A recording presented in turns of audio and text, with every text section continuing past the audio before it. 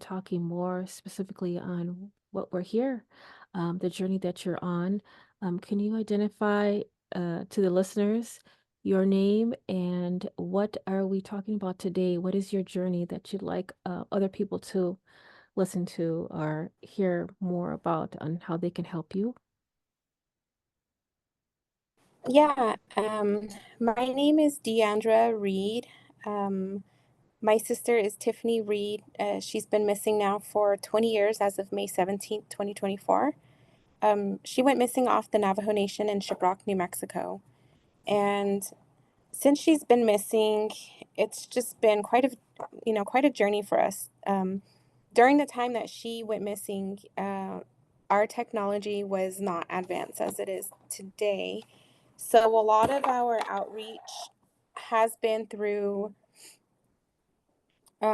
just boots on the ground work, doing our own searches, printing our own flyers, and just basically through word of mouth.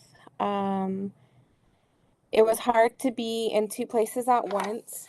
Our mom wanted to be out there, being, I guess, keeping herself busy and looking for my sister. And at the same time, she wanted to be at home by the phone in case somebody called. So during that time, it had just been it really had been hard. And our mom was battling breast cancer during that time. And so her health, took a turn for the worst during that time. And so our focus kind of shifted and we left our we left our trust within the Navajo Nation Police Department thinking that they were helping us in the search of finding my sister Tiffany. So we entrusted her into them to help us, which during that time it wasn't it wasn't the front and center focus for them. So during this time that we were focused on my mom's health, um, my sister got purged from the system, and we were unaware of that. Um, and we didn't find out until 2000, I want to say 18. 2018 is when we finally had notification that she wasn't entered into the NCIC database or re-entered. And how this came about, us finding out, was because there was a local girl who got arrested and she was identifying herself as Tiffany. And during that time, I had a cousin that worked as a community police officer with the Farmington Police Department, which is a border town to Shiprock. Um, so she was on duty at the time, and she went to the jail to find out what was going on because, she heard my sister's name over the radio. And that was how we found out she wasn't re-entered into the NCIC database. So then that was a whole nother process, and that was maybe, I want to say 15 years later after she went missing. Um, so that, there was a 15-year gap of her not even being entered into the database. And it's like, why? I mean, the system completely failed her in that, in that area. Um, and so it was really disheartening, especially for my mom. She's fighting for her life, and just to find out that my sister wasn't even in the system, I'm sure it took a whole nother toll on her. And finding a way to get her re-entered into the NCIC database was a whole nother obstacle within itself. They couldn't find the original case number of the first initial report. And so we had to go through a lot of barriers to recreate a whole nother missing person report like 16 years later. And that was through the US Marshal that helped us. So it took almost another year for her to be re-entered. And she finally got re-entered in, I want to say, 2021. So it's just a whole frustrating process that I feel could have been avoided completely. Um, the position that I work in now, um, it has really given me an opportunity to be a part of, I guess, of the movement that has been going on in our area to amplify MMIWR. And so I'm able to sit in on some of the task force meetings and, like, the community meetings and stuff. And one of my questions to them was, how long is it before a person gets purged from the system? And, because there's law enforcement that attend these meetings sometimes. And from my understanding, um, 30 days after the report is made is when the police department will get notification, like, hey, this person is fixing to be purged. Like, are there any updates, kind of thing. And if they want, and okay, and then after that, the police department has an additional 30 days to submit that information, like, yes, this person has been found, or no, they have not been found. Keep them in the database. So that was the first failure right there. Shiprock Police Department had the opportunity to keep my sister within that database, and they missed that window. And we weren't notified of that until 17 years later, 18 years later, or yeah, about 17. No, I think it was like 15 or 16 is when we found out. So it's just been really, gosh, I don't have words for it. It's just been really frustrating. All the different hoops that we've had to jump through, all the different barriers that have been placed before us. And now it's 20 years later, and I don't have any kind of updates or anything. Thank you, Deiandra. Wow. I that's one of the things that for a person who uh follows information about reports, like I always check periodically, if someone's still in the system, if I need to continue to look for them, if I need to keep bringing awareness to their missing, and if they're not in there, there's two things that could happen. They were found, and they're home safe, or the other situation where um they're they're found, but they weren't safe. Um, Mm. so we go based on that. And to not have that ability to know from which way, any updates in regards to your sister missing, that would have been on the top of her head. Oh, she must have been found. So I will discontinue looking for her.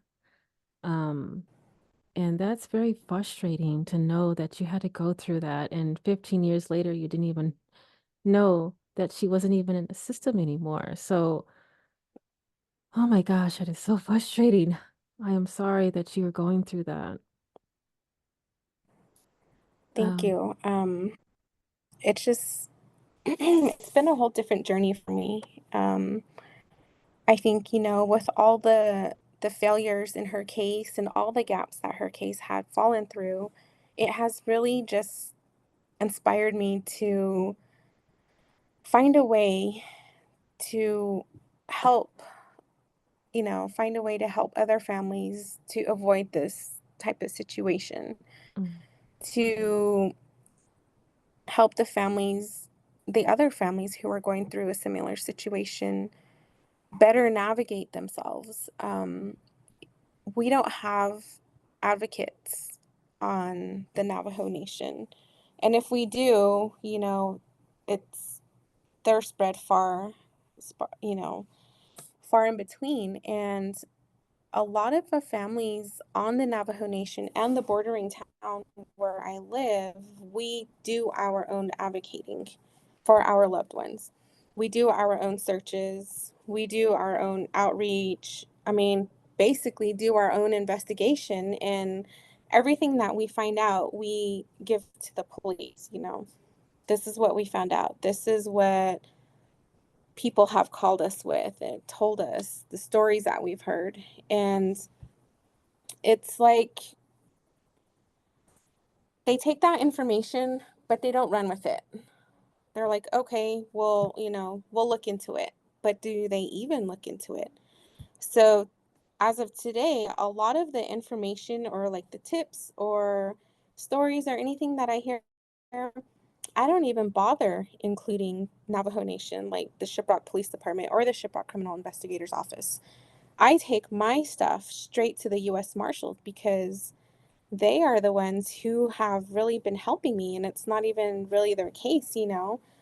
Um, but they're there. They're there to listen. They're there to empathize with me and to actually sit and listen. Within the last 3 years, I've spoke with 5 different police officers from the Shiprock Police Department who have asked me all the same questions. And it's so, I don't know a better word for frustrating, but at the same time, it like infuriates me because why are you guys asking me the same thing over and over? Don't you guys share information with each other? Don't you communicate within your department? Don't you have this information in her file? Why are you coming to me and re traumatizing me and re triggering me and all the things that come with it when you guys have the ability to work with one another in community and to be, I mean, isn't that what you're there for? It's,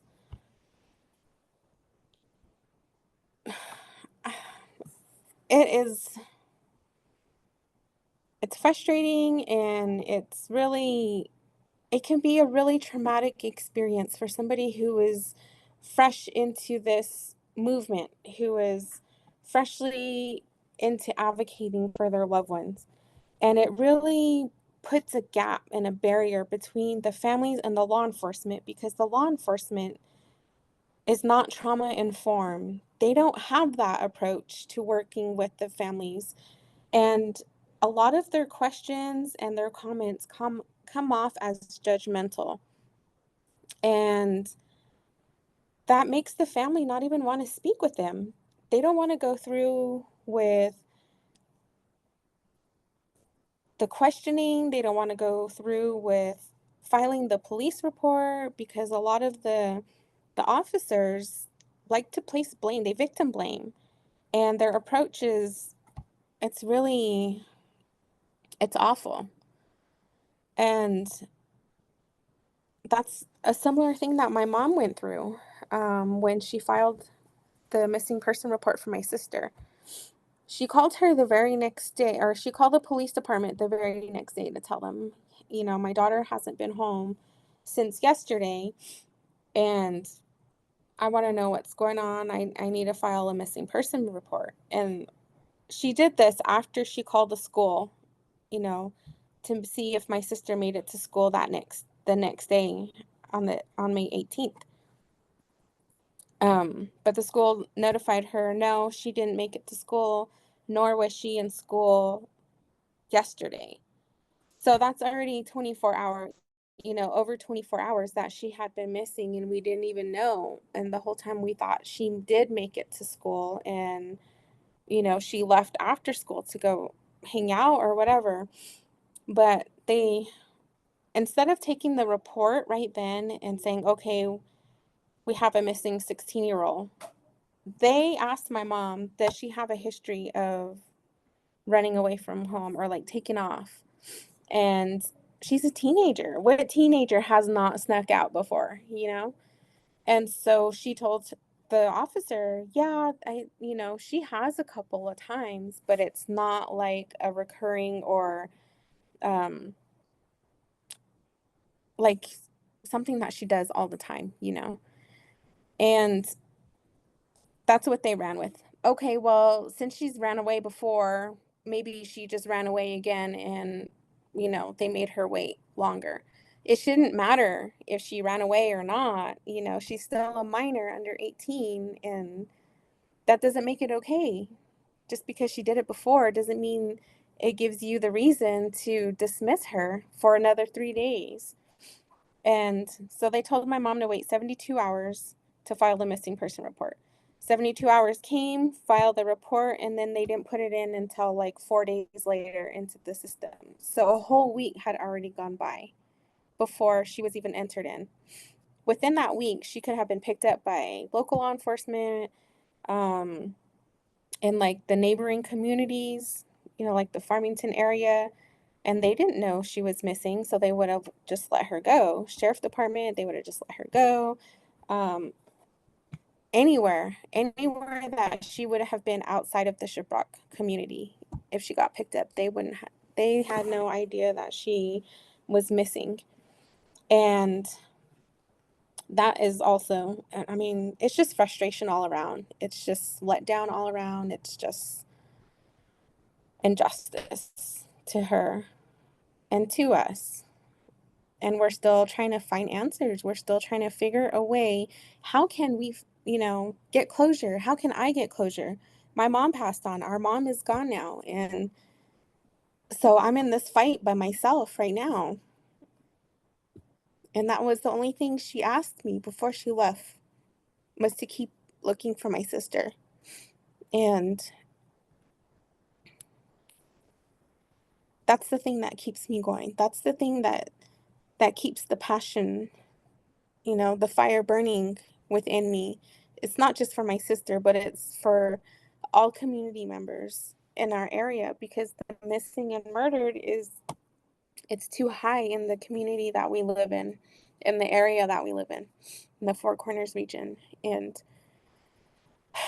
I'm just alongside the other families trying to find a way that we can get the support that we need, the resources that we need, advocating for change, advocating for a difference, advocating to our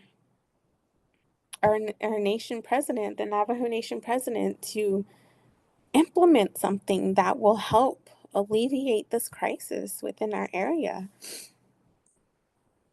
I don't know what it's going to take for them to realize that this issue is not going to go away by itself. If you don't think about it, it's not going to go away. If you don't address it, it's not going to go away. It's only going to get worse. You have to get in front of it and stop it and do something and prevent it and bring the education, bring the awareness, whatever it takes. Get in front of it and help save somebody else's family member from becoming a victim of MMIWR. That's just Mhm. that's Yeah, just how I feel right now. yeah. Your message has been received, and I feel you. I hear you. Um, this is something that I have been trying to push on my podcast because it's been a blind eye turning. It's been a it's not if it's not a person of a particular category, then it's no interest to me. And um it just, yeah, some of the words is infuriated, frustrated, enraged that, you know, my brothers and sisters are from the indigenous community are being treated like this. This is something that has been going on for centuries, and it's something that it needs to stop. It needs to bring more stronger voice awareness that um there's got to be something. There has to be something. And I know that I've been talking a lot with other organizations who are indigenous based organizations, like the forensic organization that's as well as like they're trying to create a database for indigenous missing persons so they can be in control of taking care of finding their families and properly abiding by the traditions when they are found, and bringing them home. Um, so it's a long, hard battle, and to have you fight even more, to knowing that your sister wasn't even being looked for because of the system had not only traumatized you and your mother, but literally re-traumatized and re-victimized your sister. Um, she's being dismissed in society, being dismissed even in the database, in the system. Um, I'm just enraged. I am so, I'm so angry that this is happening. And I thank you for sharing your story about Tiffany and your family and your journey to bring awareness to you and your Yeah. and people that are going through the same situation as well.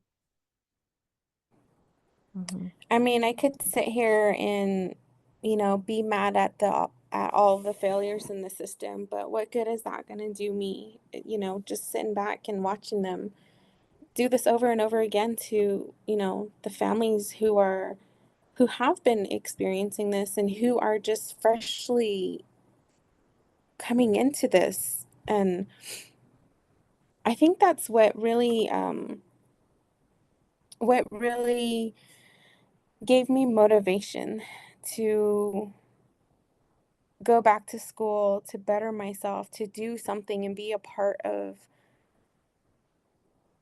the movement and to help things shift in a more positive way. Hmm.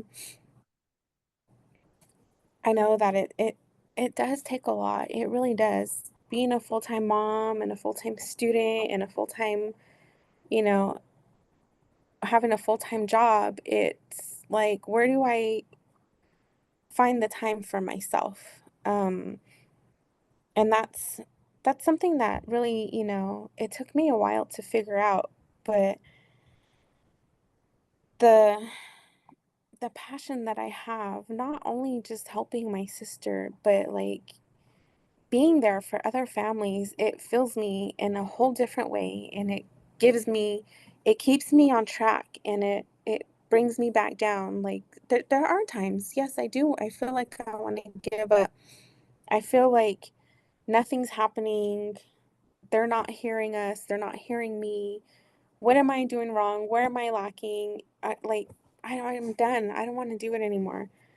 But when I start to feel that way, there's always somebody that reaches out to me and tells me, I look up to you and everything that you do. You inspire me to do this. You inspire me to do that. I heard your sister's story and you're such a strong person for fighting for this long. And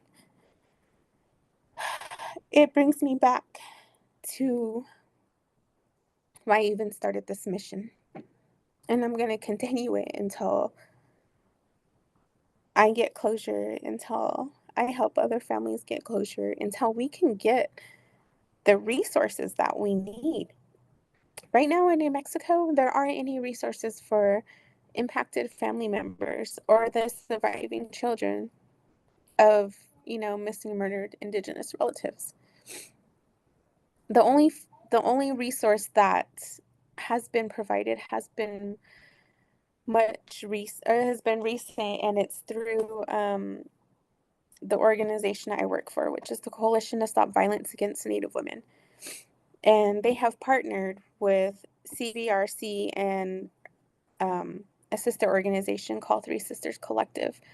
And they were able to allocate funding to help families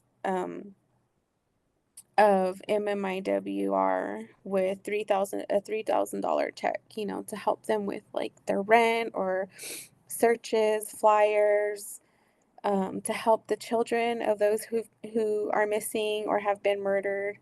Just whatever it's not specific to their usage, but whatever helps lighten some of that burden and to just give them a little bit of breathing room. I know $3,000 isn't much, but it's a start. Um, and I would really like to see more resources out there, you know, more so for the kids who have a missing or murdered parent. How can we get them benefits? How can we provide them with, I mean, they should have everything taken care of. They shouldn't have to worry about anything. They should have that education. They should have that health care. They should have like the food, you know. They shouldn't have any food insecurities. They should always have a place to live until they're able to take care of themselves. And a lot of these children, they're just, you know, they're just left back behind. Nobody asks about them. What about their mental health? What about their physical health? You know, some of these children may not have the best health that they, you know, and they're being left behind. They're not being cared for, or they are being cared for, but by family members who probably don't even really want to take care of them, by family members who are too old to take care of them, disabled. You know what I mean? It's just so much. And there just needs to be a better way of navigating all of this and finding funding and the resources for these families specifically, instead of trying to squeeze them in somewhere wherever they could fit in. And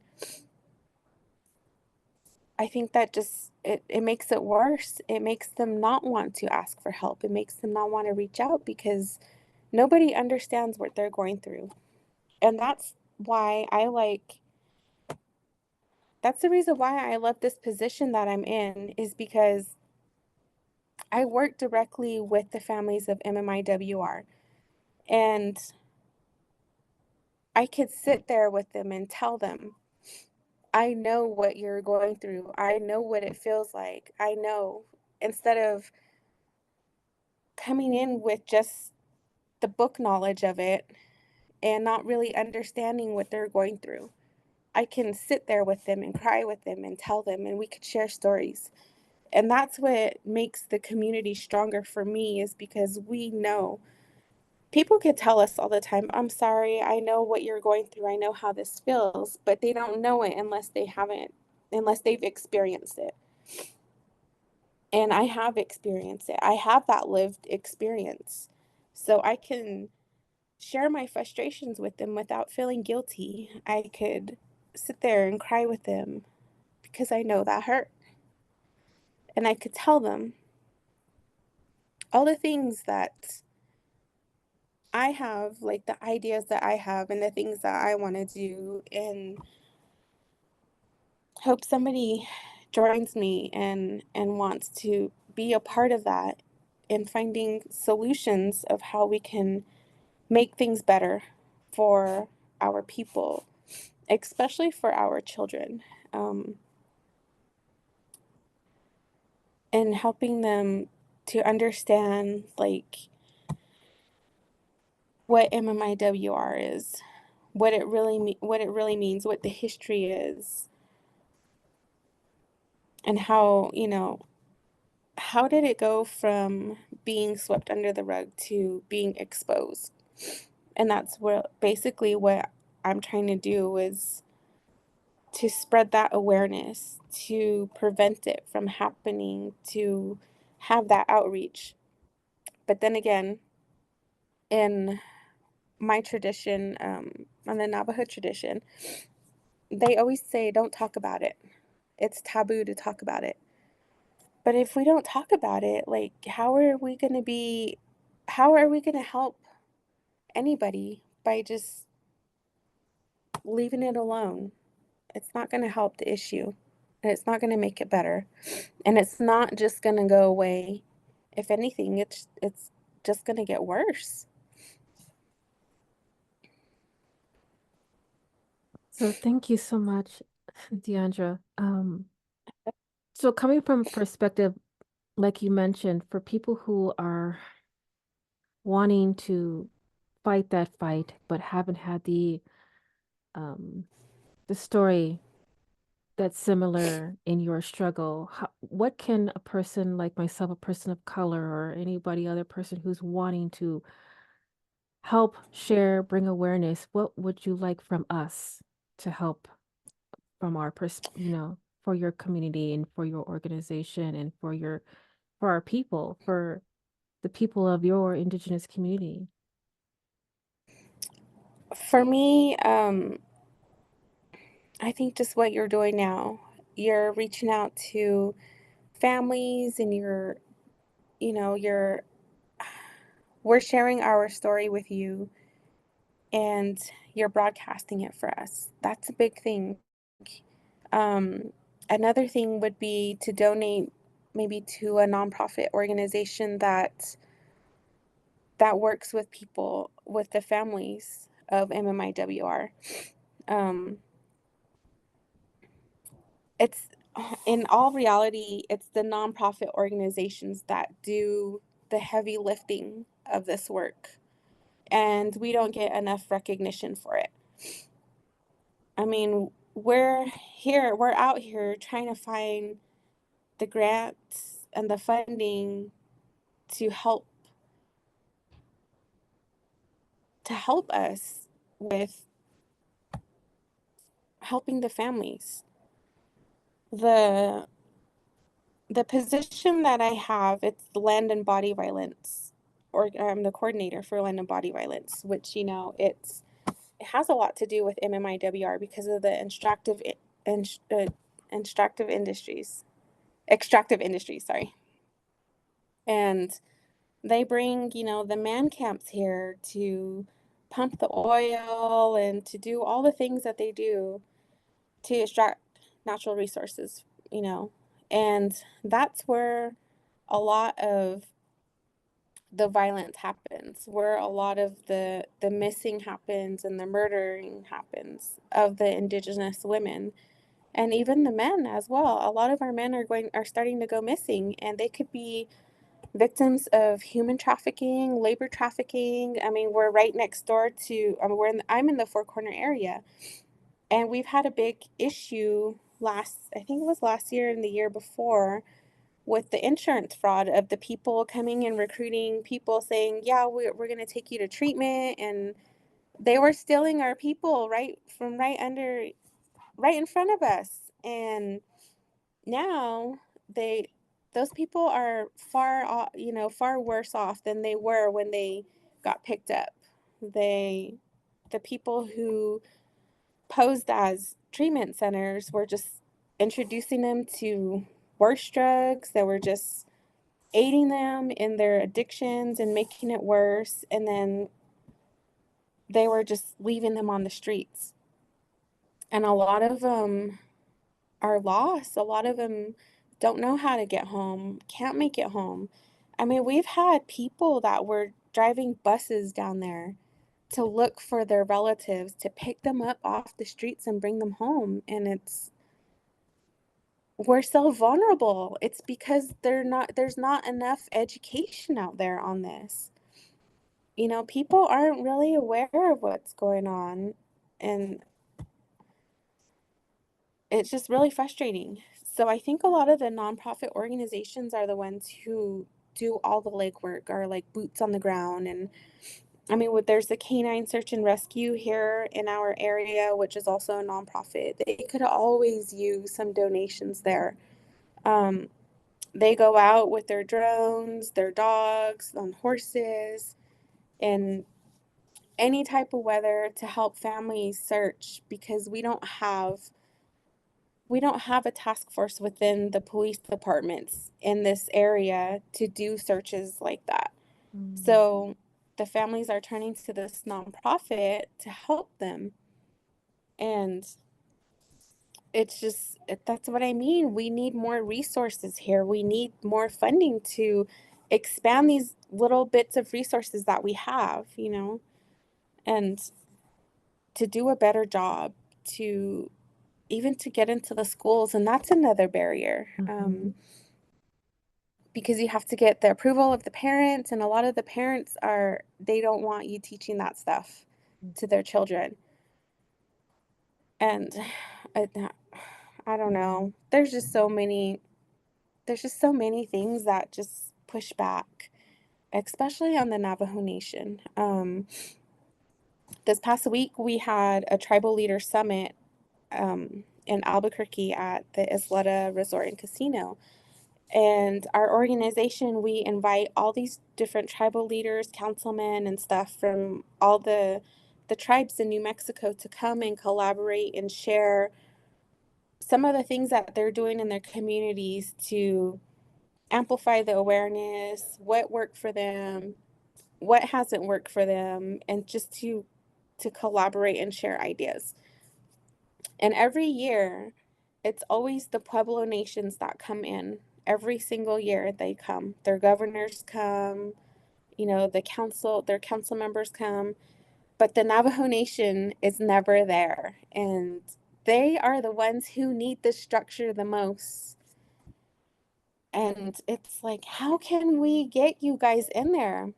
And Mhm. so one of my thing is instead of going to the Navajo Nation president and telling them this is what's going on, this is what we're offering, we would like you to be a part of this. I think my next mission is to go to each of the chapter houses on the Navajo Nation, as many as I can, and kind of give them a little, like a little presentation of this is what this is, and this is what we offer, this is what we have. I mean, we give technical assistance, we do trainings, we do training and education and technical assistance and resources. We like to share the resources that we can find with the communities, and we can't do that with them because they push back. They push back all the time, and it's like, why? You guys need this stuff. You need to know that we're here, and how can we work together instead of against one Tribe another? community, tribal communities that come together every year. I know you were talking about that briefly if you wanted to share some more. I think I pretty much shared everything that Okay. I needed to about that. Okay. Yeah, because you were mentioning that Navajo Pueblo is always showing up, but Navajo is one of the ones that, and I was going to mention like there's a saying the squeaky wheel gets the oil or the Yes. grease. So if you don't Hmm. acknowledge that you need help and you're not voicing your help and you're voicing your needs and you need to bring awareness to, no one's gonna know that you needed help. Yeah. So yeah, Mhm. that's so true. So um thank you so much again, Deandra. Yeah. Did you want to start off with any of the questions, or if you wanted to share anything additional that would you like to bring more Mhm. awarenesses? I actually wanted to mention to you when you were talking about in New Mexico where there's fake rehabs. I actually have an episode called The White Van Syndrome from New Mexico. It's a couple Mm, episodes back, but I did to speak with someone who actually is working with an as a nonprofit organization that actually brings funding to people to bring them back from where they were taken from New Mexico. And that's a whole nother story. I mean, yeah. literally, it was so good to have her on to talk about it because it's something that nobody really talks about. Nobody's like, "Oh my Mhm. God, that's been going on." Yeah, it's been going on for more than 5, maybe even 10 years, and it's finally coming to the public's I eye that something's I going think that anything that has to do with indigenous communities is never it's never at the forefront. Nobody really cares, or maybe there are people that care, but nobody really wants to talk about those issues because a lot of it leads back to colonization, on. and nobody wants to be called out about that. So I think they just kind of let it be like it's not our problem, it's not our issue. Oh, they're sovereign government, they're sovereign nations, so we'll just leave it at that kind of thing. That's my opinion. Mm. I'm trying to think from the excuse excuse me. I'm trying to think from if I was thinking from me looking in,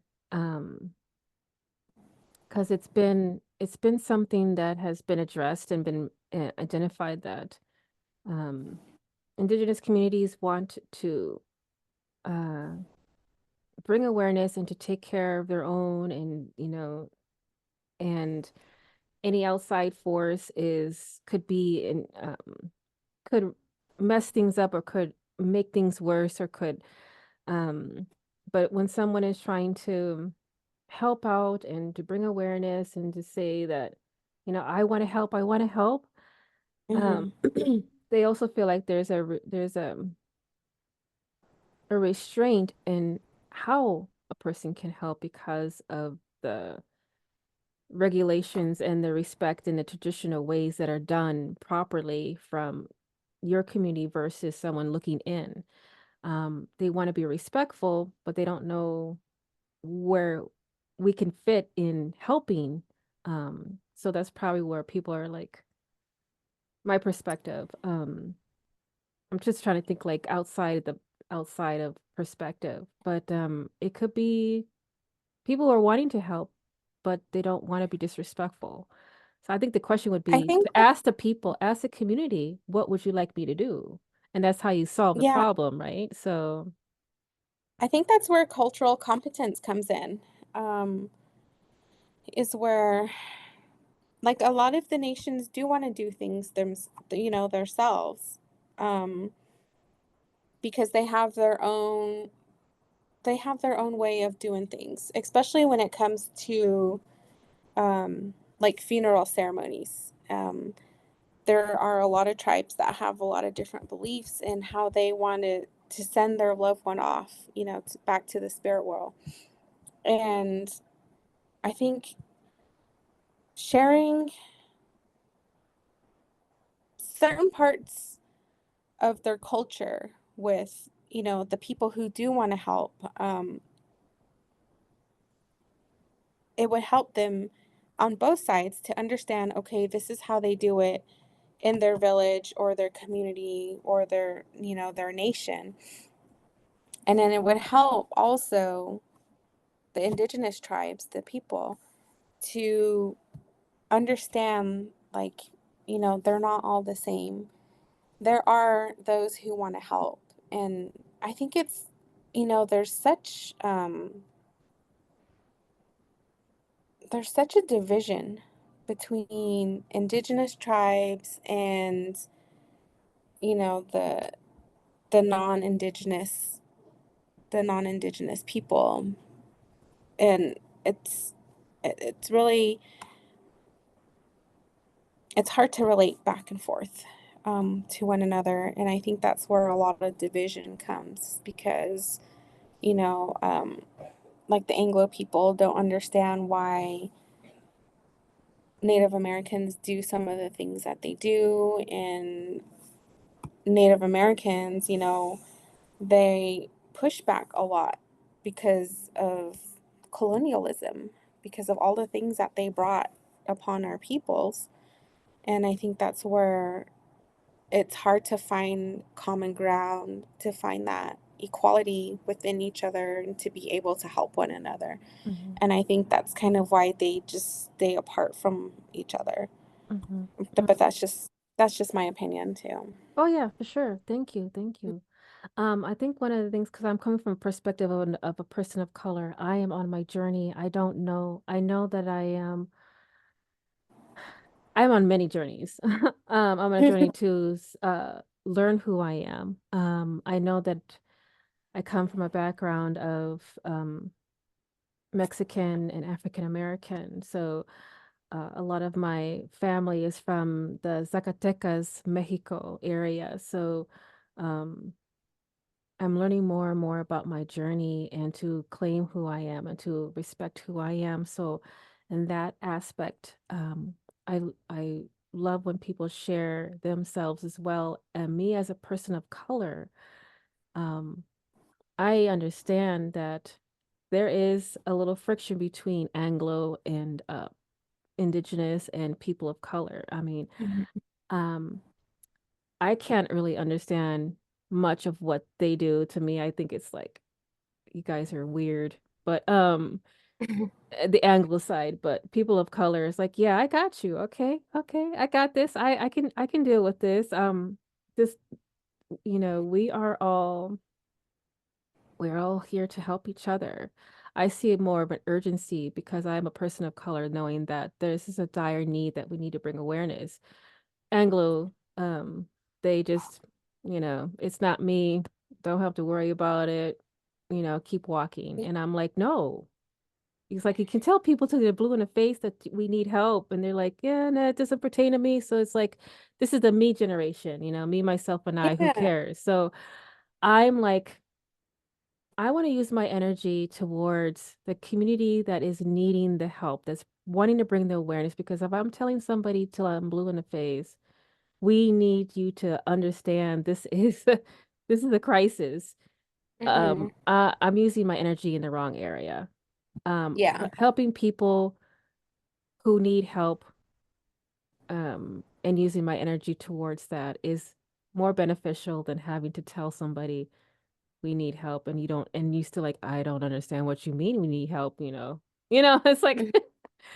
it's like you can't Yeah. even get across with them. So Like they have what do yeah. they call it? A veil over Yes. their vision, and Yes. I think it's even the just a big colonizers gap. have colonized themselves. Yes, I totally agree with that. Yeah. So absolutely. But yeah, I mean, it's to unravel all the different nuances that are happening in our communities. Um, it's like I'm trying to take a piece of something, try to digest it, try to understand it, and then something else comes up saying we're being attacked on this side and we're being attacked on this side and we're losing our family on this side. And now they're finding another strategic way of erasure and taking their humanity and taking their traditions. And it's like it's being on all angles of our lives. We're fighting, fighting, fighting, fighting. Like, And um, that kind of reminds me of one of the families that I know. Their relative was found deceased, and they were sent to the OMI, and from there, their relative, their relative's deceased body, they cremated it without notifying the family, oh my gosh. and Oh, their loved one was written off as a suicide, but oh, and then they cremated the body. So it's like, well, how do you even know it was suicide if you didn't y- give the family, you know what I mean? Like the family didn't yeah. get the chance to have their closure and to bury their loved one, Oh, that the way that their culture, their tradition, you know, in their own traditional way, they weren't able to do that because the state just was like, oh, well, just cremate their body, mm, I'm sure it's fine. And yeah. so, It and it, sounds it like there's more to it than that. There was a reason why they yeah, did that, to cover yeah, something I up. think so. Yeah. And that's what that's what the family thinks, because their loved one wasn't suicidal Mm, and or didn't have, any of the, I ideation. mean, it's not predictable, but yeah, there weren't any indications that this person was gonna had issues of, or even thoughts of that, Hmm. and no signs or anything, and it's really sad. And there's another family whose daughter was shot in the head, and the police wrote that off as a suicide also. But I mean, like, the angle of it was like, how could she shoot herself in that particular part of her head?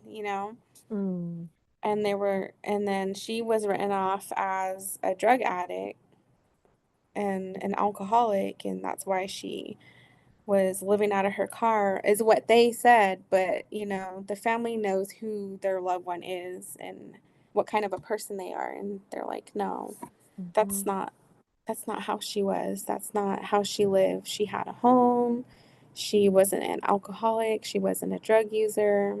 I mean, there has to be more to that. Oh, there But is. the Yeah, but there that is. case got closed, and so, I mean, Mm. where's her justice? She just got written off as suicide.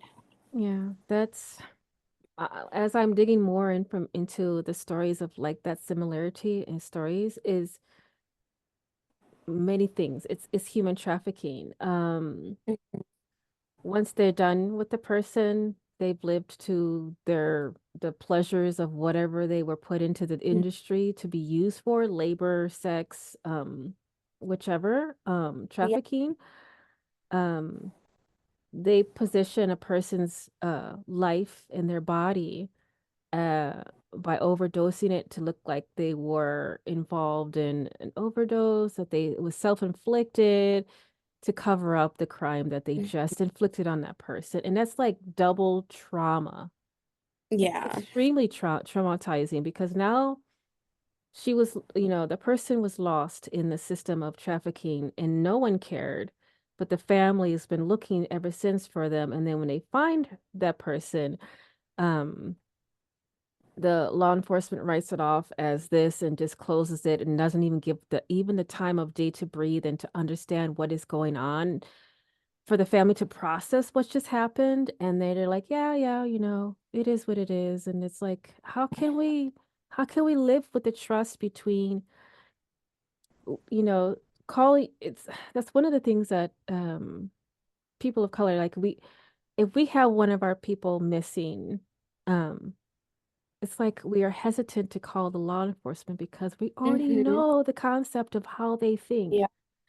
They'll write it off as, oh, they're right away, they'll be back. Or, well, they're an adult, why do you even care what they do with their lives? Whatever. Or, They're allowed to go missing is another thing. They're allowed to go missing. yeah, Or yeah, they'll ask about their lifestyle and they're yep, like, "Well, what do you expect? This is the life they live," exactly. And it's like it's still a person. It's still Right. somebody's family. It's still a loved one. Like, And it's been one of those things, like, it's crazy because we even have to say, like, if we're on a video or if we're talking to somebody, like, the first words that come out of our mouths, I'm not feeling suicidal. I'm not going to go missing intentional. If something happens to me, it wasn't on my own accord. Like, we literally have to say these words for people to say, okay, okay, I get it. Then that person, because mhm. they automatically think, oh, she must have been living a double life, and she's doing all this, and it's insane how we have to bring awareness to other people to say that I am not suicidal, I am not going to hurt myself, I'm not going to go missing. Um, just for people to understand that this is serious. Like, why do we have to even acknowledge that? But we do. We have to every Like you time have we to talk. advocate for yourself before, Right. you know. Yeah. Exactly. And Like, but yeah, I'm going off. I apologize, but it's just it's good okay. information to talk about. This is great that we are bringing awareness to this. If you are wanting to answer any of the questions that I've had from the prep questions, I would love for you to share if you are able to. Let me look through it really quick.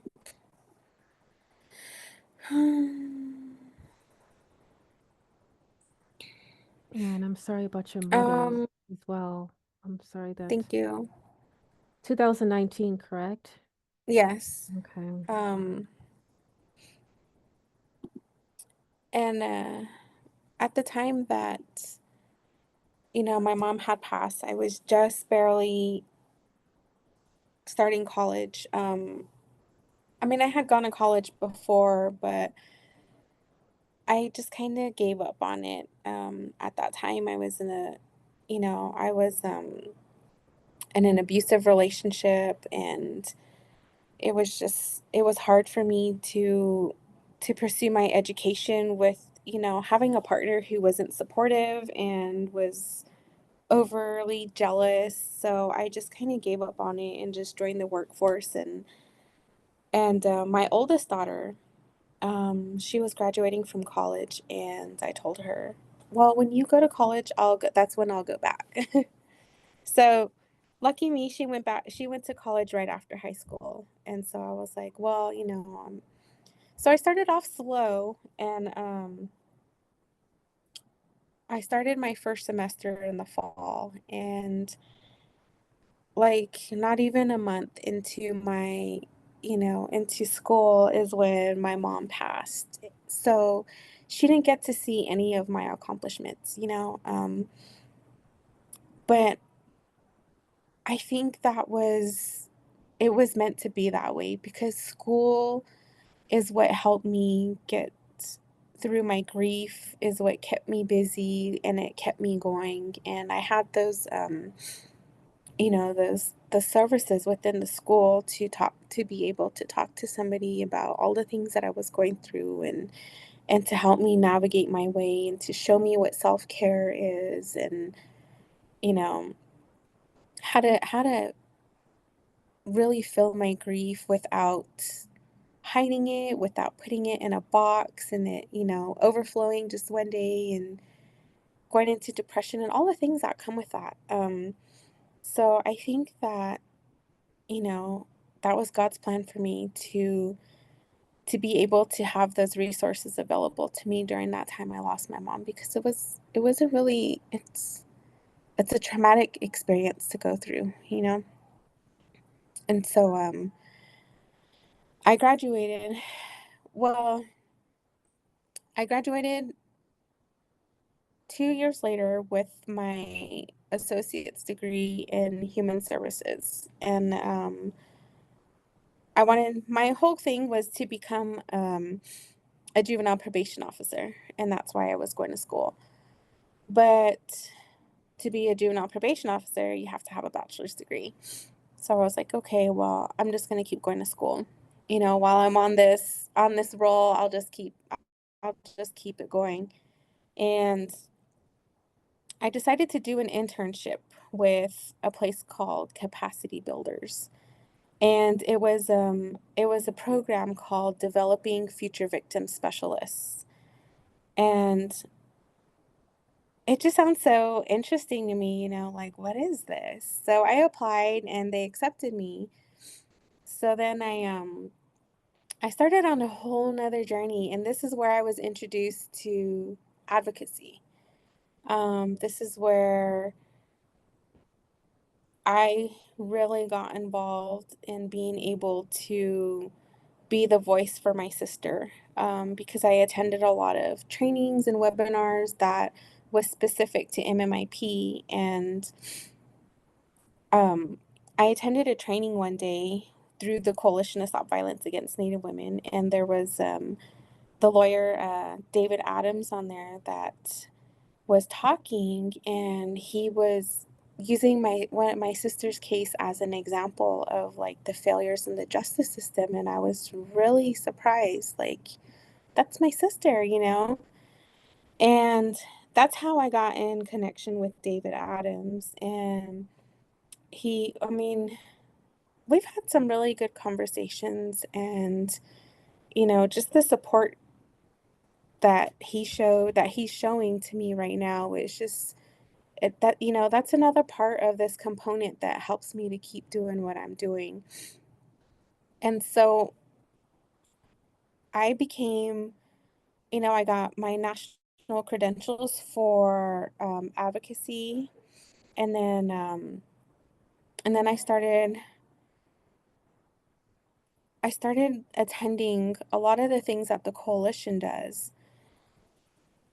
But I just couldn't find my way, like, is this, what do I want to do? Like, I started out wanting to be a part of like the corrections, and this has taken me, and when I started on the road to advocacy, it was just like flowing, and it was just going and going, and I was just networking and meeting all these different people that were like, "Hey, I've heard about your sister." And it's like, wow, there's a whole different world out there in advocacy. So that's kind of where that, that internship brought me to where I am today, because it opened up a whole new avenue for me.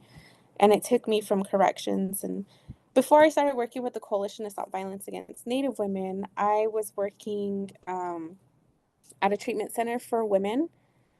And, in this treatment center, I couldn't relate to any of them because I didn't have that lived experience that they have with drug abuse and it was hard for me to sit there and tell them like, yeah, I know what you are, because my substance of choice, it was alcohol. And that's kind of how I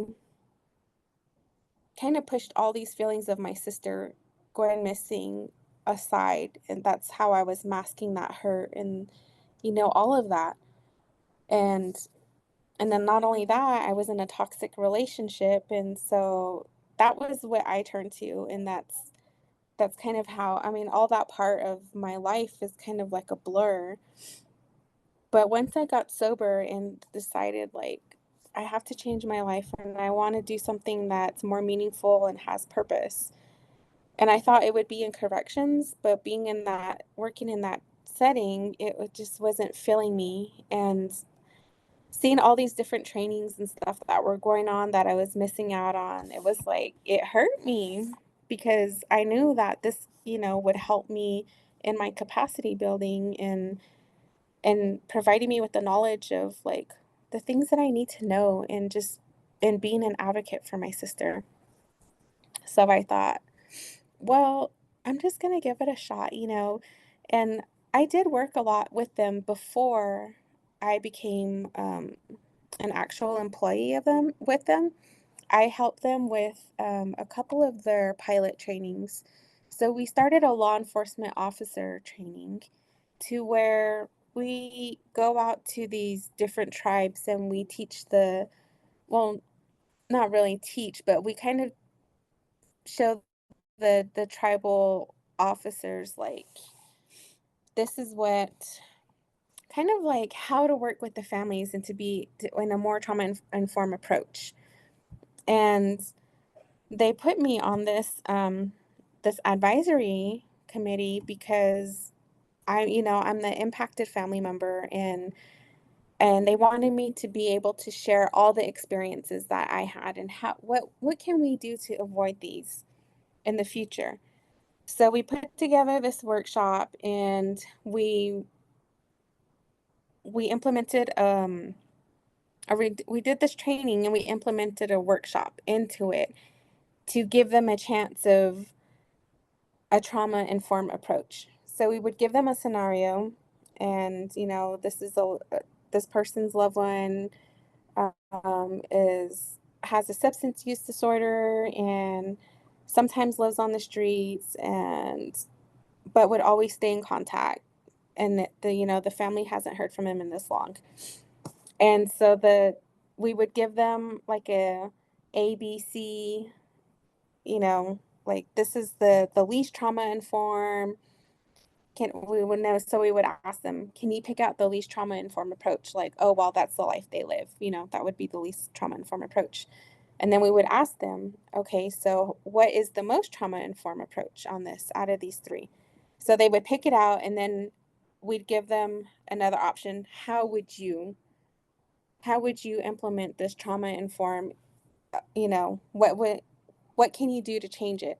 So instead of just sitting there and telling them this is how you would do it, we actually get them engaged with each other and have them work through that to get a better understanding of how to be more trauma informed. And I always say this, I want to see that training expand. I want to see that training turn into one of our 40-hour trainings instead of just 8-hour. Um, and this is just a pilot run. We're going to have our last one of the 3 series on Tuesday in Acoma, Pueblo. And again, Navajo Nation was like, nope, we don't, we never got a response from them. But we did get an invite to a sex trafficking training that will be going on, and that's the specific training that they asked for was the law enforcement officer training, because I guess the law enforcement is going to be there. So I'm really looking forward to that, and I want to see what the outcome is and just what their reaction is, because it's the Navajo Nation training. the sex trafficking training. So I'm like, well, and they asked for me and my coworker by name. So we're like, okay, well, it sounds like, we've been amplifying this enough for them to ask for us to Yeah. do this training for them. So I'm excited about that. I'm just really excited to be able to get Navajo Nation. You know what I Yeah. mean? And we're trying to find organizations that we could possibly partner with on the Navajo Nation to help us open up this avenue for us to kind of get in there and to be able to offer this. And I mean, some of the police departments, I'm pretty sure, on the reservation, on the Navajo Nation reservation, would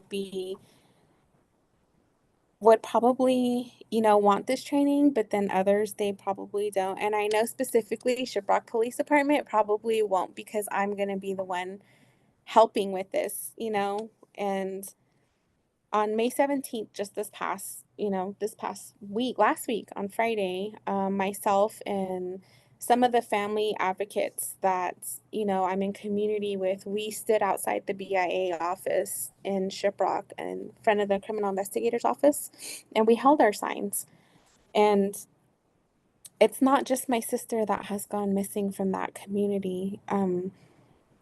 There's Leon Hayes, who I went to school with. There's Christina Carrillo, who lived 2 doors down from where we grew up. Her sister Denise and my little sister grew up together. And myself and Christina, we were friends, and she's missing. There have been so many murders down there that have not gotten any media attention, and there have been bodies that have been found like down the farm roads that, and places that, and it's just really sad because it's such a small town, but it's run over by drugs. Mm. And I feel like, that's where they need the most help, but they're not asking for it, or when it's offered, they don't want it.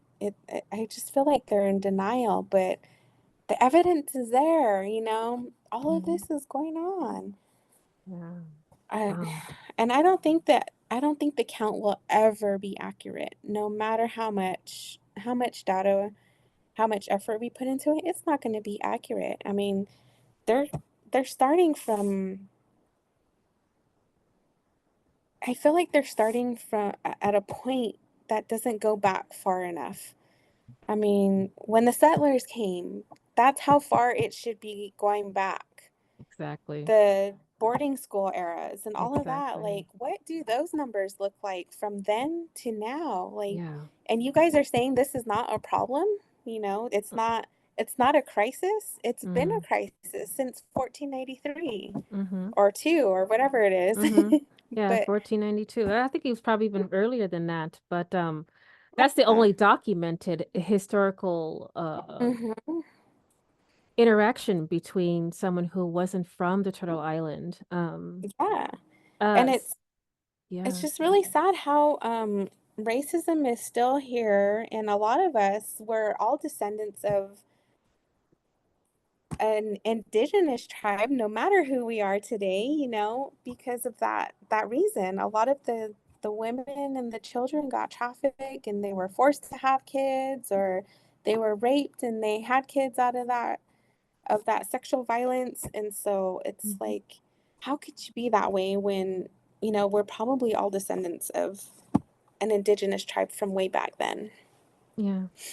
Just digging, just kind of like a side note for me, um, digging into the history of my genealogy. I was studying on that exactly, and I found out that my my ancestor was actually forced into marriage because there was a law in the Midwestern area, Hmm. um, that if a white man uh, had, was caught with an indigenous female, they had to be forced to marry. Um, Hmm. so that's how my line of heritage and and all that came to. She had to marry a French settler. So we're from like the Quebec area, the mid Wisconsin area. So I'm like Menominee. Uh, there's another one. I do apologize. I know I'm from like the Menominee area. And then another part is me from the Zacatecas area. So I'm like, I'm all over the place. We're here, we've been here. Just Yeah, like you just put a line across our border, but we've been here. You can't yeah, tell us to go back where we come from. Hello, yeah, exactly. we're here. It's like Uh, you go back to where you came from. right. If you need help making that boat, we can work something out, just don't come Yeah, back, right? yeah. So um but what I also wanted to mention is that, in all seriousness, even though Tiffany isn't here presently physically, she was the one that guided you in the direction that you needed. She was Yeah, the link to finding your path. It's a bittersweet, but it was also like there was a reason that you found going from correctional juvenile to advocacy to MMIWR to your path has been guided spiritually by Tiffany. It's awesome. yeah. Um, I mean, 20 years is it's a really long time, you Yeah. know. That's like half my life. And I always wonder what my relationship with her would be like. How what kind of an auntie would she be to my Yeah. kids? What kind of relationship would we have as, sisters? Because she's my only true blood sister. I mean, I have a lot of so our dad, he was married prior, before he married my mom, and he has children with that from that previous marriage. And then he married my mom and had Tiffany and myself, and we were the only two. And then they divorced, and my mom remarried, and then she had, she got remarried and she had kids. So Tiffany and I, we're the only two that are together. You know what I mean? Like just full. She's my full-blooded sister, and not having her, it's Mm. not having her here with me. It really,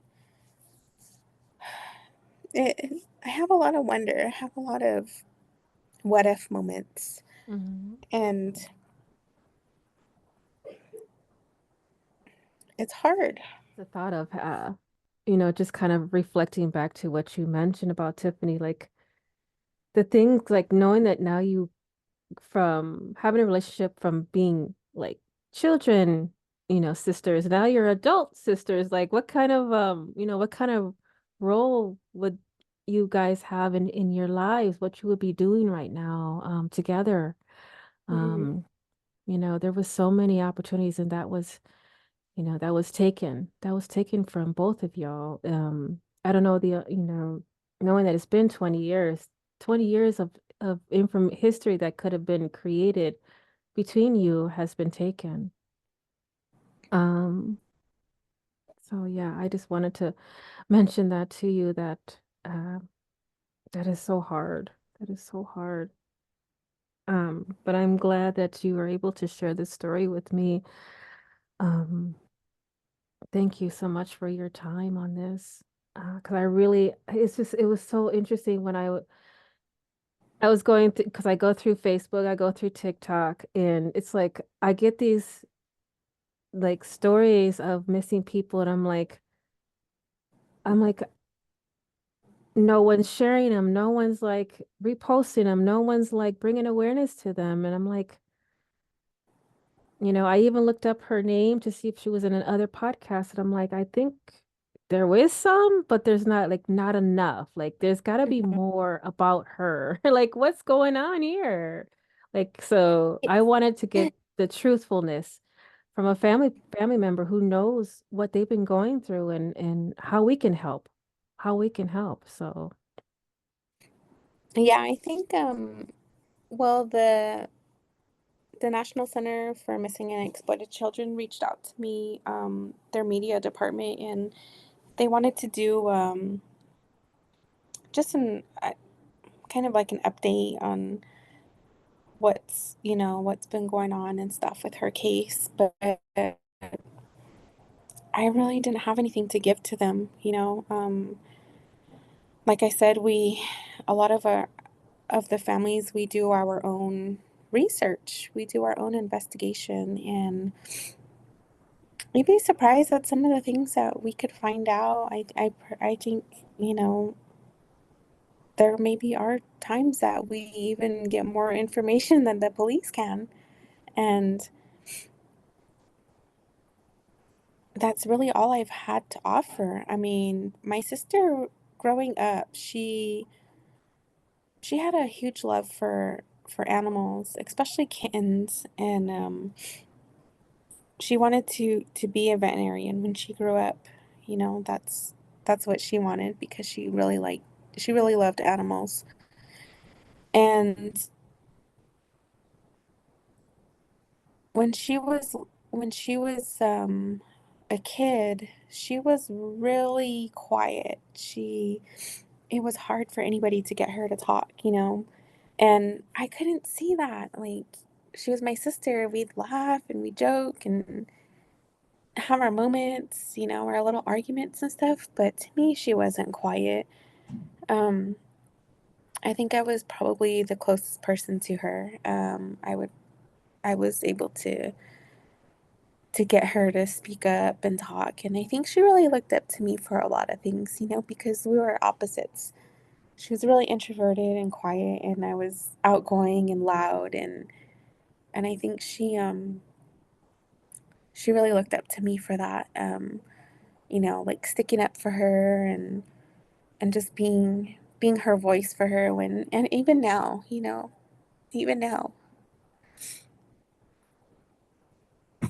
I'm still trying to be her voice and trying to get her story out there. But when she went missing, she was only 16, and she was in the age of discovery. She was trying to figure out who she is and I guess just who she was. She was coming more she was coming out of her shell more.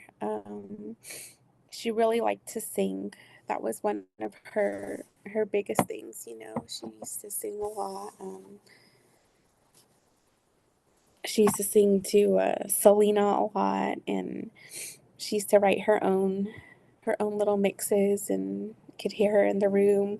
And that time, we didn't have all the up to date stuff they have now. So she's sitting there with the record button, with those little tape recorder things, and rewinding it back, listening and re-recording, and could just hear her pushing the buttons in the other room.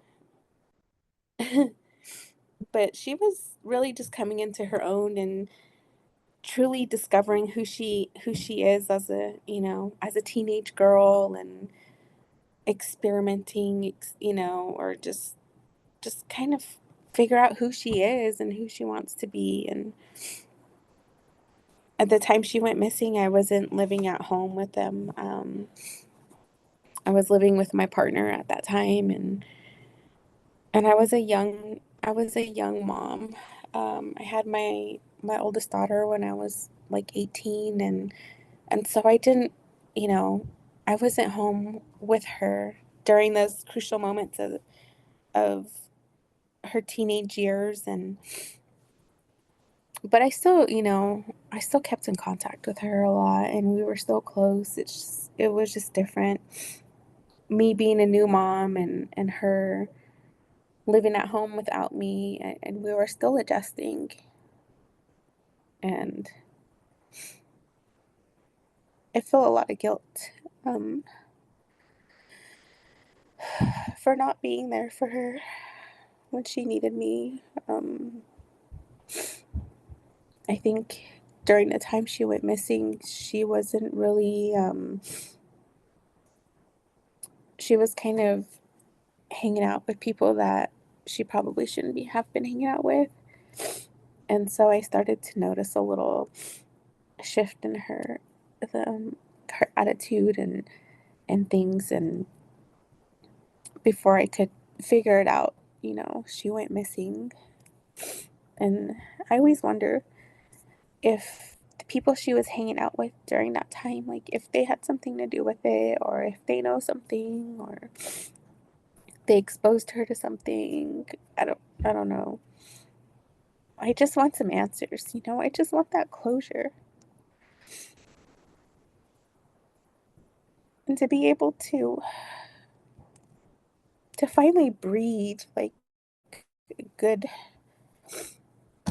a good healthy, like, just to let it all go and feel that relief, even though, something bad might have happened to her. At least I have that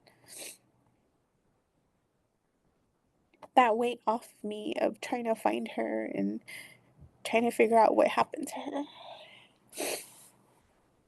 I think that's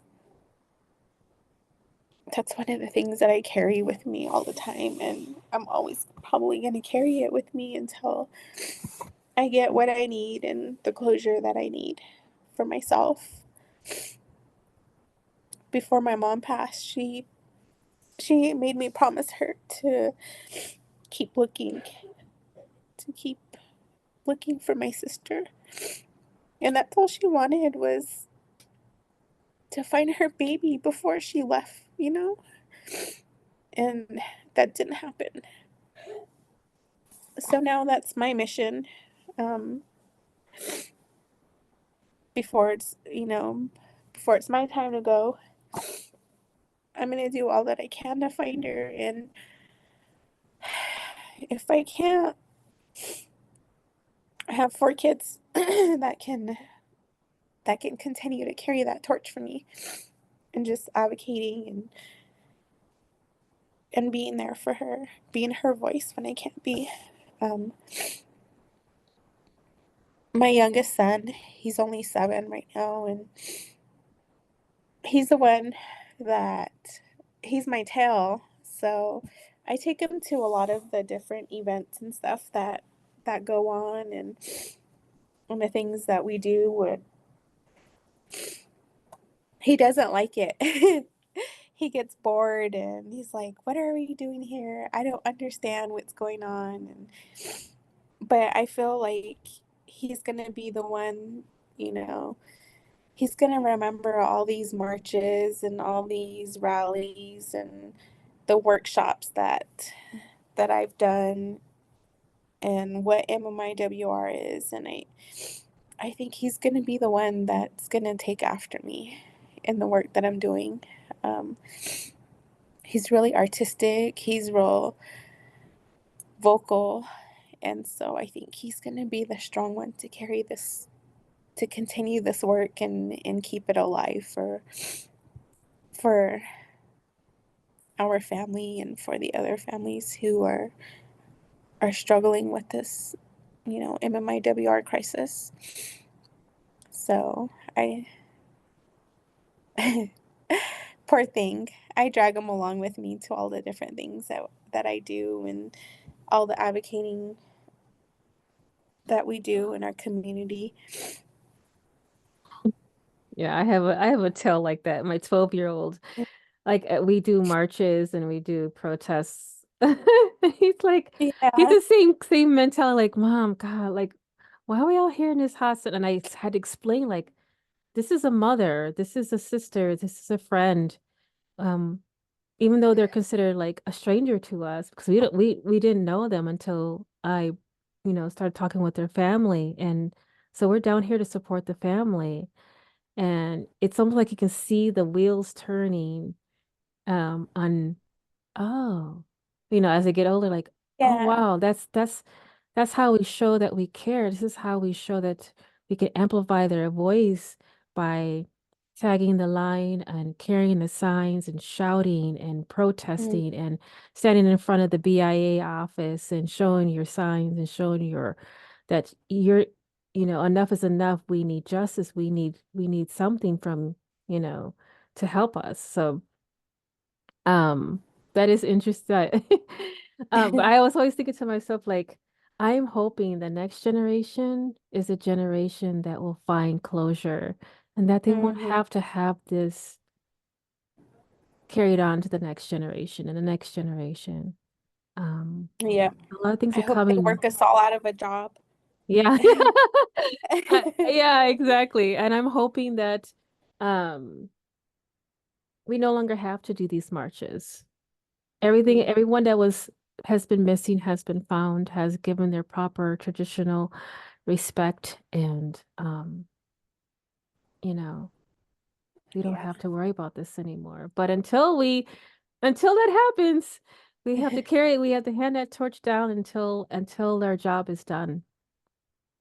Oh, yeah. Yeah. And I'm first generation everything, Hmm. nobody in my family, when I graduated from college, nobody in my family had made it that far. And nobody knows what advocating is in my family. And so, like I said, I'm first generation everything. And to have, my oldest daughter, she's a college graduate now. And I have my second daughter who's fixing to graduate. I think we're going to both be graduating in May, next May. So, I feel like I'm the cycle breaker of all of this. Like, Yes. and Proud mama. my sister and I, we grew up in a family where there was violence, Mhm. there was alcohol abuse and violence, and that already put us in a statistic, to where we would be in that same situation. And I was, I was already, Mhm. I was an alcoholic. I was in an abusive relationship. So, I mean, it's really sad to know, this is what my mom went through would be something that I would more likely experience in my adulthood. And it was. Mhm. So for me to call myself a cycle breaker, it makes me feel good to know that we can make these changes for our children in our family and redirect that path so that they don't have to go through any of those experiences, Absolutely. you know. Hmm. You're So very, very I'm just proud. really, Proud mama is yeah, what I wanted to definitely. tell you. You are proud. I am proud for you and you're a proud mom. And I know that it can all happen in one generation. And you are proof to that. And that's a beautiful thing. Now your daughters get to look up to a strong woman and say, oh my gosh, let me get to the next level. Let's get to the next level, you know? Yeah. And That's I'm awesome. just really, when I did it as a single mom, Hmm. my own mom, she was one of the strong matriarchs behind that, despite all the things she was going through, it started from like the alcoholism to the abuse to sobriety to cancer, and losing her daughter in between all of that. Like those are some heavy hitters, like Mm. some some major moral breakers to make you want to give up and to not want to go on anymore, but she did. Hmm.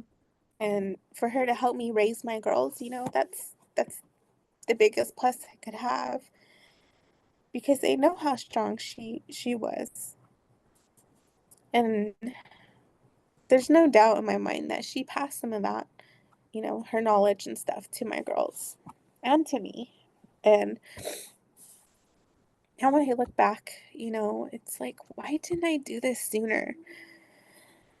It's just a lot of frustration. My mom didn't get to see me succeed from where I was to where I am now.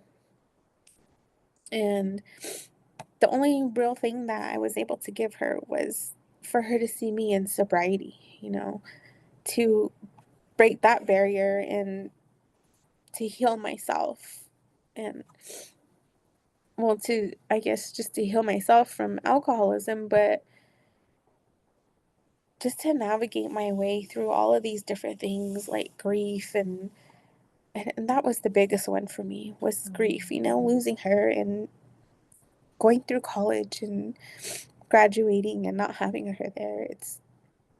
That was really hard for me Mm, and it still is. But I always hear her in the back of my head, even today, like, you know, just the little things she would tell me or her words of encouragement and stuff. And that's what really helps me to keep going mm, and the search for my sister, you know. mm, I think a lot of families they really get discouraged from and not being able to rely on the justice system and they give up because they can't win. We can't win.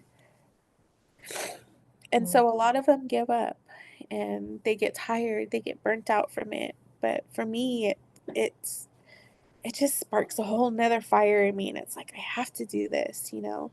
If I don't do it, who's gonna do it for her? Nobody will. I mean, people all the time will say they'll say they're sorry.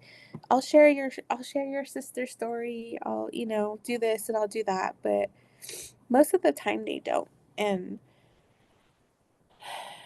for me to do this work by myself and to advocate for her, I know it will get done. I know what I'm capable of. I know what I can do, and I'm going to keep doing it and I'm going to keep trying until I get something out of it, until she gets something out of it, until the other families can get something out of it. All we want is the closure and all we want is the justice. And until I get any of that, I'm still going to be here doing this work for her and for the families, you know, in the community that I come from. It's I think living in a border town, it has its perks, but at the same time, it's hard to it's hard to even get the jurisdictions to work with each other. mm, Um, I've tried to ask the BIA to take over my sister's case, but from what they have explained to me is they can't go to Shiprock Police Department and demand like you need to give the case hand the case over to us. They have to ask. And Shiprock Police Department said no. And it's like, why not? You know, you're not doing anything in mm, her case. Like, why don't you give it to somebody who's willing to take another look at it from a different perspective? They said the same thing to FBI. FBI tried to get involved because she was a minor, you know. Nope, this is our case, you know. We're working on it.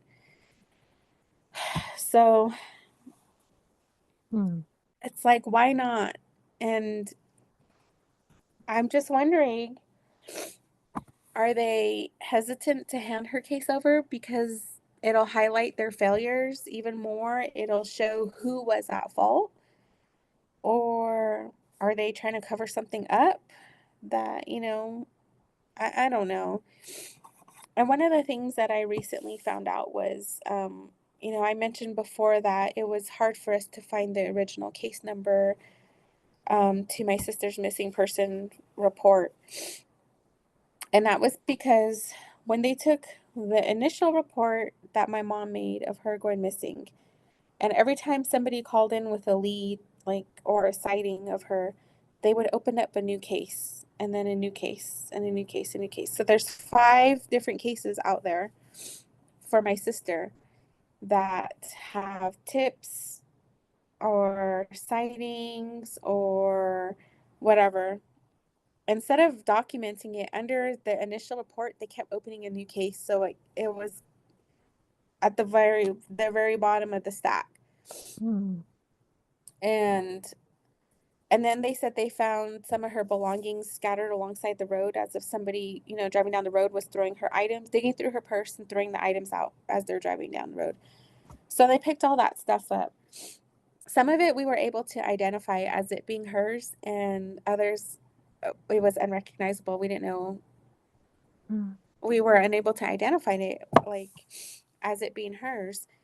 So they took that and now it's gone. Um, I don't know what they did with that evidence or Mm. what they did with her belongings or who has it. Um, the police department, they were the ones who picked it up and said they were going to give it to the criminal investigators. Now the criminal investigators office is like, we don't have that stuff. So where did it go? Why is this even happening? Like, how did her case fall through all the possible cracks there are to the reporting, to the case, or like the case reportings, to the NCIC database, to the evidence being lost? It's like, Mm. what is going on here? This is a major failure on your part. Take accountability for that and do better instead of pointing the finger back and forth to each other and Right. say, oh, well, the police department are at fault. And then the police department saying, well, criminal investigators are the ones who messed it up. Like, just take accountability for it and use this as a model example of what not to do and what to do and how to fix it, and instead of Exactly. blaming each other. Mm. That is just like on multiple levels of errors. And I'm like, yeah, you're completely right. Just say, you know what, I'm at fault. How can I fix this? Let's move forward with what we have and like let's do our job, So Yeah. it's not It's that like kids hard. bickering. Oh, Yeah. they did it. No, they did it. Don't Mm, lie, you did it. It's like, just say, okay, I did it. mm, I'm sorry. I haven't even gotten one apology from anybody from the Shiprock Police Department or the Criminal Investigators Office saying, we made a mistake. We failed you guys. We could have done better, but we didn't. Nothing. Nobody wants to take accountability for that. And it's disgusting to me. It's like, how can you live with yourself knowing that you made these mistakes and you can't even tell the family that you're sorry that you messed up? And what are you going to even try to do to make it better? mm, Not even for them, but for all the families to follow. And mm-hmm. it's That so is, frustrating. yeah. And then when you go to the criminal investigator's office or if you call over there, nobody wants to talk to you. And I don't know. And that right there, it makes me, so now my next goal right now is to um, complete my bachelor's degree. And I want to take the bar exam for the Navajo Nation, because I think that's all it requires is a bachelor's degree in criminal justice, and I'll have that soon.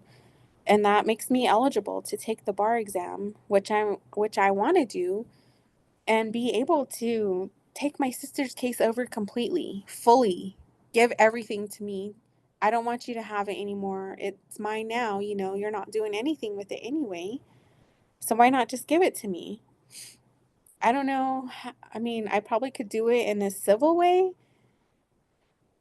but until next May, I'm going to be doing all my research on that and to figure out, like, how can I take this case for myself?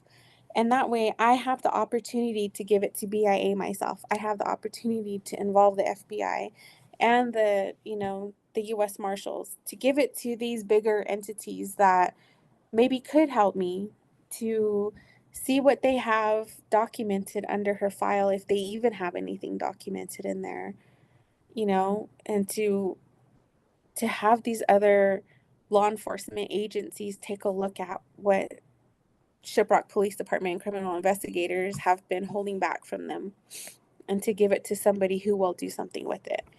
And that's what I want to do. That's my goal right there, because they're just basically sitting on their ass, not Mm-hmm. even trying to do anything about it. And it's 20 years later. Like, you guys could have conducted the taken the police report when my mom first, or when her first reaction, or her first interaction with you, taken that report, ran with it. Maybe we could have found something right away. We could have gotten down to why she went missing in the very beginning. Instead, 20 years later, when all the evidence is gone, all the information probably isn't even in there from when I talked to these 5 different officers, you know? Mm, It's just it's disgusting. mhm, It's really it's really a disservice to me and my family. It's like, why? I mean, just give it to me, you know? mm, I mhm, could probably get more out of this than you can. I could probably, at least then I have control of it and who I want to look at that case file that they have instead of it just sitting there on the file cabinet collecting dust, you know? right, right. It's and I think that's an awesome, wonderful. Just thinking about what a family would have to go through, because you have to do the FOIA, which is the Freedom of Information Act, and they give you bare minimum, and you have to wait a couple years to even receive it. So I'm thinking by the time you even graduate with your bachelor's, you're going to be literally 10 steps ahead of any other family member who's going through the civil way, like the FOIA. You have full reins and control of everything that goes on with your sister's case. I think that's amazing.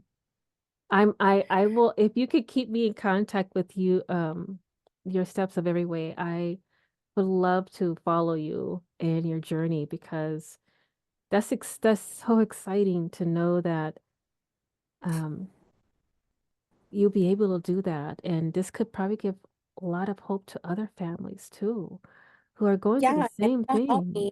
it'll help me to help them and teach them Mm-hmm. how to navigate the system. Where, like, you hit a barrier here, well, you can go this route, you know? Mm-hmm. You hit that barrier, you could go this route. And it's all trial and error for me. And that's the reason why I like what I do, like the job that I'm in, the advocacy that I do. It's not it's not to, what do they say? It's not to like build my ego. It's for me to be able to share this information with the families. Like, Mm-hmm. this is how I've had to do it. I mean, 20 years later, it's now or never, but this is what I did. This is how I had to do it. And these are the steps that I had to go through. And for me to be able to share everything that I had to go through with somebody else to help them navigate the system in a much faster way, I mean, that's a win-win for me. Mm-hmm. It For Yeah. them to I don't know, like, just to help them avoid all of this hurt and all of this lost time and, all the barriers. That to me, I wish somebody would have done that for me, you know? Mm-hmm. But for me to be able to give that to another family would be even more, Yeah. because that's just a line that can just keep going on and on and on and even maybe make something of it, you Oh, know? for sure. You're like officially the person from the inside. Um, that's a very strong position for you and for anyone else who would follow suit, because the more that we have people of color and indigenous involved in this system that's been broken, maybe we Mhm. can fix it. Maybe we can recorrect it. Maybe we can give out free workshops to people who are in the same scenario, to make them stronger, to make them more literate in how to maneuver around these red tape and these obstacles that are given to them because of their circumstance. Um, and you can eliminate that invisible line of discrimination and disservice that's been done to people of color and indigenous communities and their families. And the yeah. And not only that, just to have these different jurisdictions work with each other instead of Mm-hmm. against each other. It's like, you guys are all in it for the same reason. Why not collaborate and make a stronger unit of it and Exactly. provide a better service? Maybe you get a better outcome from it. Not only Mm-hmm. that, like, maybe the families would want to actually turn to you and trust you instead of doing their own investigations and, not even wanting to communicate with law enforcement. Mhm. And one of the big things here where I live is jurisdiction, Mhm. because I live on a border town, like right at the edge of a border town to the Navajo Nation. And the Navajo Nation doesn't want, you know, the border town police department coming into their jurisdiction, which doesn't make any sense to me because that's more resources right there for you. Mhm. Um, it's like, why don't you take that opportunity? And I know in this community where I'm from, all the officers are, what do they call it? Cross trained, or what do they call that? Where Uh, yeah, I know what you mean. I'm trying to figure. yeah, where they can go into each other's jurisdiction, Yeah, they can they're sort of, what is that? Oh my gosh, it slipped my mind. But they inter have that. intersectional or They yes, have that here, they but do. they don't utilize it. Um, And yeah. I was thinking like there should be someone like as a medium. Like if you want to hire a third party who actually works as a liaison between the two. that's another thing, another barrier that we're facing here. So I've been trying to get certified to be a tribal advocate. Mm-hmm. And in order to get that certification, I have to get a letter from the judge in the community that I will be serving. So the closest community for me is Shiprock, right? So this is going to be my third year trying to get that letter to become a legal advocate for the Shiprock district. Mm-hmm. And there's been a lot of pushback from them. And it's like, why don't you guys want this for your community? Because having a legal advocate, they could be the liaison between the family and the law enforcement. Because one, law enforcement is not trauma informed, and their approach to the family is just, it makes things worse. So to have that middle guy, the liaison person, do the interactions for the law enforcement to the families and vice versa, that could alleviate a lot of frustration, I think, and it Mm-hmm. could alleviate a lot of disconnect and the, what is that? Miscommunication or Yeah.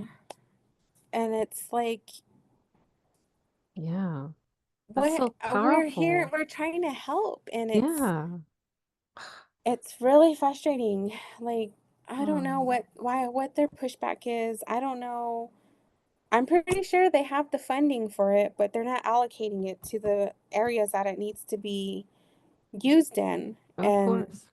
it's like, do something, make a difference, make a change, move forward, step away from um what is that? Oh my gosh. Step away from the cultural aspect of the criminal court system. I know that they keep it there because they don't want to implement the westernized, judicial system into their courts, but then again, you guys aren't doing anything with this, with the, what you have in place for yourself. Just, you Mm-hmm. don't have to implement the whole westernized part of it. At least take some of that Mm-hmm. and put it together with the cultural aspects of it to change it, to make it better, to make it stronger. I don't Yeah, know. that is so, yeah, it's like I think that's the best way to go. And they probably do have the funds. They're just Sitting on it. someone's probably trickling the funds to someone else's pocket, and Oh it's yeah. a whole thing. Believe me, we'll be here for Uh-huh. hours talking about how the system is so screwed and so messed up. And the better thing is to actually take charge, take initiation, like you are Mm, doing. That's what we're needing. We're needing more of this because this is how we're going to make the change. Um, yeah. but I think we're coming to a close for our third our third session. But did you have Yeah. anything else that you'd like to share? I think I said there was like links or resources or information about your organization. I would love to share that to the listeners if you want. If you want. Okay. Yeah, I'll send you the links. How soon are you gonna put this out? Um, I am a one woman show. So I will Okay. probably get this out hopefully within the not this coming Thursday, but probably about the following Thursday. Is that okay? Okay, I do yeah, that's fine. apologize. Gives me Yeah. No, that's fine. It gives me time to send you some links and some of the things that I have as Mm-hmm. far as like guidelines and things like that that we have for the Navajo Nation and from our coalition.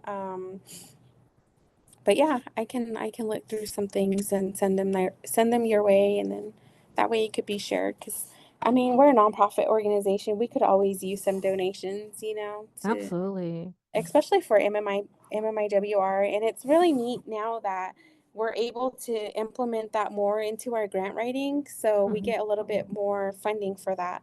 So right now, the grant that I have, I've been able to um, do workshops. So the first workshop I did was fundamentals of raising an awareness, or fundamentals of an awareness rally for MMIWR. And that was just the basics of like safety and permits and security and stuff like that. And this next piece that I have coming up, it's a media outreach piece. So like how to amplify and uplift, the stories of MMIWR through media, and just being able, because you're on a limited time, so just to be able to